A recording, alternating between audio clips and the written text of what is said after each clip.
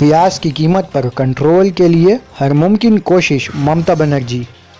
हुकूमत मगरबी बंगाल प्याज की बढ़ती कीमतों पर काबू पाने के लिए हर मुमकिन कोशिश कर रही है। वज़ीर आला ममता बनर्जी अचानक आज सोमवार की रोज़ भवानीपुर के जादू बाबूर बाज़ार पहुंच गईं। वज़ीर आला ने सबसे पहले ताजिरों से मुलाकात की। उस दौरान उन्होंने ताजिरों से पूछा कि प्याज की कीमत क्या है। सीएम ममता बनर्जी को 150 रुपये फ़ी किलो जवाब मिला। ममता बनर्जी ने पूछा कि 150 रुपये किलो क्यों फ़रोख्त हो रहा है। वज़ीर आला ने ताजिरों से कहा कि वो प्याज को कम कीमत में फ़रोख्त करें, लेकिन ताजिरों ने बताया कि वो प्याज 145 रुपये में ख़रीद रहे हैं।